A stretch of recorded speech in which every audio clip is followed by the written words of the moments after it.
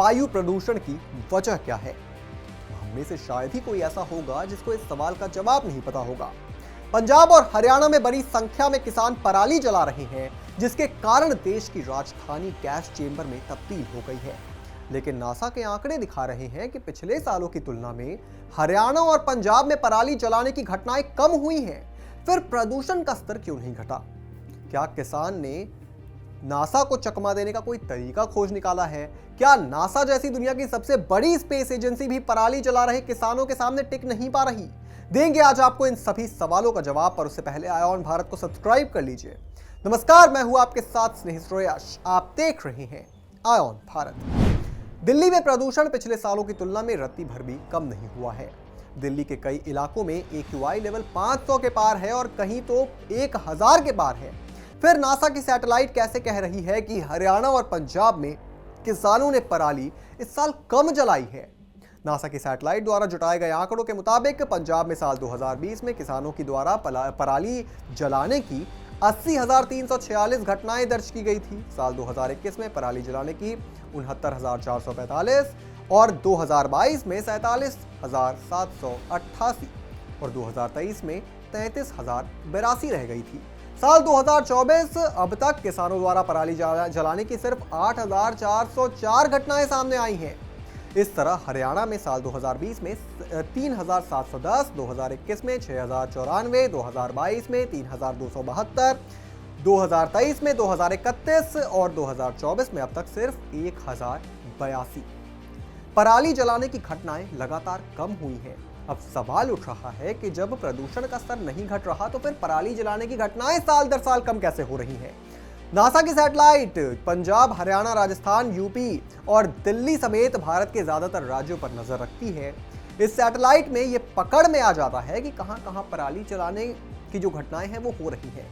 लेकिन नासा के वैज्ञानिकों का शक है कि पंजाब और हरियाणा के किसान सैटेलाइट को चकमा दे रहे हैं। इन राज्यों में पराली जल रही है लेकिन सैटेलाइट में पकड़ में नहीं आ रही है। सैटेलाइट की नजर से बचने के लिए किसान पराली जलाने के लिए सभी सटीक समय का इस्तेमाल करते हैं, सही समय का इंतजार करते हैं। आइए जरा आपको इसका मतलब समझाते हैं। दरअसल नासा की सैटेलाइट पंजाब और हरियाणा के ऊपर से लगभग दोपहर 1:30 के आसपास गुजरती है। नासा के वैज्ञानिकों का अनुमान है कि पंजाब और हरियाणा के किसानों को ये टाइमिंग पता चल गई है, इसलिए ज्यादातर किसान अपनी खेत में पराली 1:30 बजे के बाद जला रहे हैं। 1:30 के बाद पराली जलने के कारण से नासा की सैटेलाइट से बच जाते हैं किसान। पराली की मांग आग कुछ घंटों में बुझ जाती है। ऐसे में जब दोबारा नासा की सैटेलाइट इन जगहों के ऊपर से गुजरती है तो उसे एरिया साफ नजर आता है।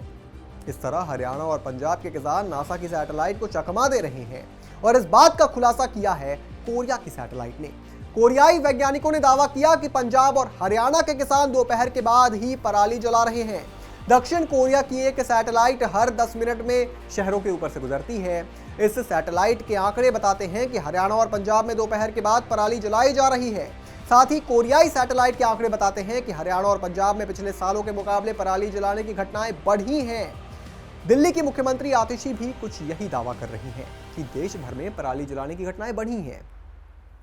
मुख्यमंत्री आतिशी ने बढ़ते प्रदूषण के लिए केंद्र सरकार को जिम्मेदार ठहराते हुए कहा है कि देश भर के अलग अलग राज्यों में पराली जलाने की घटनाएं लगातार बढ़ रही हैं। वहीं सुप्रीम कोर्ट ने ग्रुप 4 लागू करने में देरी पर दिल्ली सरकार पर नाराजगी जताई है। दिल्ली सरकार ने कहा कि देश भर के अलग अलग राज्यों में पराली जलाने की घटनाएं लगातार बढ़ती जा रही हैं और इसके लिए केंद्र सरकार जिम्मेदार है।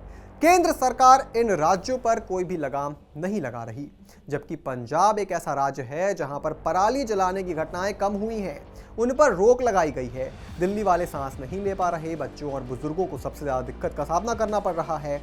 मगर सवाल यह है कि जब तक आपकी सरकार पंजाब में थी तब तो आप कांग्रेस सरकार को पानी पी पी कर कोसते थे, और जब अब आपकी सरकार बन चुकी है पंजाब में तो आपने पंजाब को क्लीन चिट दे दी।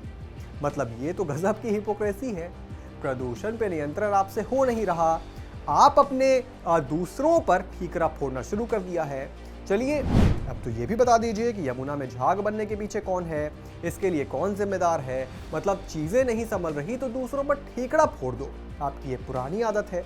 कभी केंद्र सरकार पर, कभी एलजी पर, कभी दूसरे राज्यों पर आप अपनी गलती तो कभी मानते हैं नहीं, दूसरों पर ही ठीकरा फोड़ते हैं। चलिए देखते हैं चुनाव में आपके लिए क्या परिणाम जनता लेकर आती है।